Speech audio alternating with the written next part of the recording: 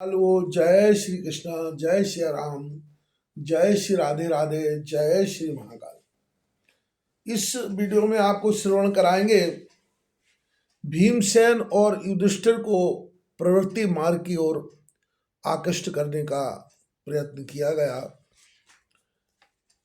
वैशंपायन जी कहते हैं, हे राजन, पांचाली के मौन हो जाने पर अर्जुन पुनः युधिष्ठिर को समझाने का प्रयत्न करते हुए बोले, राजन, संसार का प्रत्येक तत्व गुण और अवगुण दोनों से भरा हुआ है।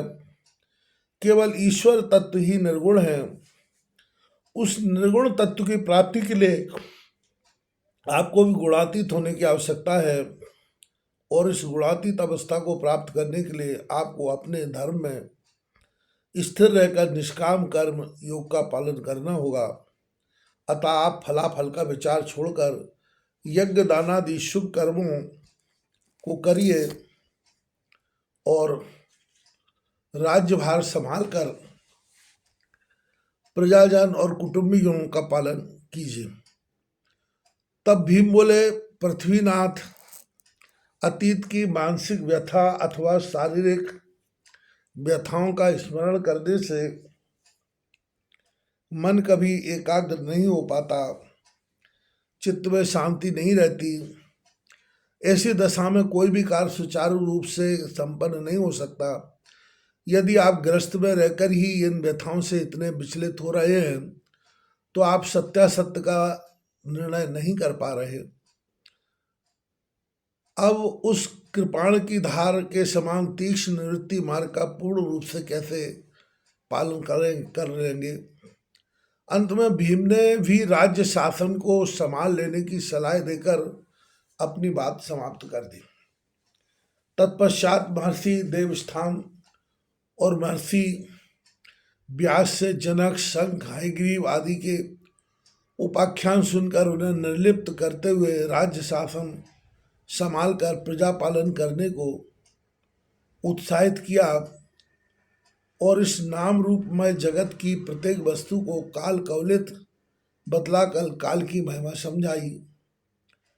इस प्रकार महर्षियों ने अनेकों अकाट्य युक्तियों द्वारा युधिष्ठिर को समझाने का प्रयत्न किया, किंतु धर्मराज ने किसी को कोई उत्तर न दिया तथा मौन होकर बैठ गए।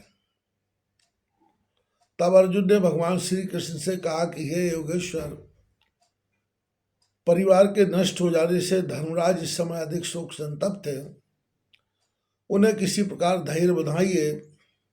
तब कमल नयन श्री कृष्ण धर्मराज के पास गए और बड़े प्रेम से उनके हाथ अपने हाथ में लेकर बोले, हे राजन, इस रक्त के शोषण करने वाले शोक का परित्याग करिए। आपकी कांति और शांति दोनों को नष्ट कर रहा है। स्वप्न में मिली हुई वस्तु जागने पर लुप्त हो जाती है। उसके लिए शोक बनाना बुद्धिमानी नहीं। इस रणांगन में जितने योद्धा मारे गए हैं उनका मिलना उसी प्रकार असंभव है जिस प्रकार स्वप्न में मिली हुई वस्तु को जगाने पर मिलना असंभव है। फिर भी वे सभी युद्ध में शस्त्रों से मारे जाने के कारण स्वर्ग में गए हैं। उन्होंने वीरों के योग्य गति पाई है, इसलिए आपको उनकी मृत्यु के लिए शोक नहीं करना चाहिए। तदुपरांत श्री कृष्ण ने सुहोत्र, भरत, राम, भागीरथ, दिलीप, मानधाता, अम्बरीश, शशिबिंदु, सगर और पृथु आदि अनेकों प्रतापी राजाओं को मृत्यु को प्राप्त होने की कथा सुनाकर कहा, धर्मराज, जब ऐसे ऐसे प्रतापी और सूरवीर राजाओं को मृत्यु ने नहीं छोड़ा, तब तुम अपने आत्मियों की मृत्यु के लिए क्यों शोक करते हो। अतएव आप अपने हृदय के संताप को दूर करके भगवान व्यास के कथनानुसार अपने पैतृक राज सिंहासन पर बैठकर शासन की बागडोर संभालो और शास्त्रोक्त यज्ञों का अनुष्ठान करके उच्च लोकों को प्राप्त करो। वैशंपायन जी कहते हैं, हे राजन, भगवान वासुदेव के समझाने पर भी युधिष्ठिर को शोकग्रस्त देखकर तत्वज्ञ महर्षि व्यास ने कहा, हे भरतकुल भूषण, आतताइयों को दंड देना राजा का मुख्य कर्तव्य है। तुमने कौरव और उनके सहायकों को मारकर दोष नहीं किया। अपने धर्म का पालन करने पर आपको यह शोक और आत्मग्लानि क्यों कर उत्पन्न हुई? हे राजन, इस समय आप भरत खंड के सर्वश्रेष्ठ राजा हो। आपने इन क्षत्रियों को धर्म के अनुसार ही मारा है। वे तो काल की शक्ति से मोहित होकर अपने ही कुकर्मों से मृत्यु को प्राप्त हुए। वे अपने क्षत्रिय धर्म का पालन करके स्वर्ग में गए हैं और उनके लिए शोक नहीं करना चाहिए। आप निष्कंटक राज्य का पालन करते हुए धर्म की रक्षा करो और कल्याण पद की प्राप्ति करो।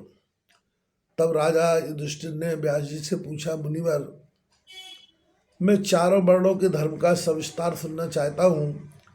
कृपा कर बताइए कि विपत्ति के समय उनका किस नीति से पालन करना चाहिए।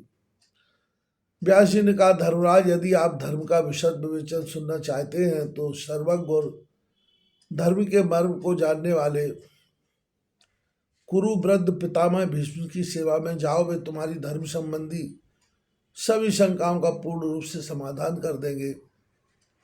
उन्होंने तत्वज्ञ महात्माओं से धर्म के सूक्ष्म तत्व का अध्ययन किया है।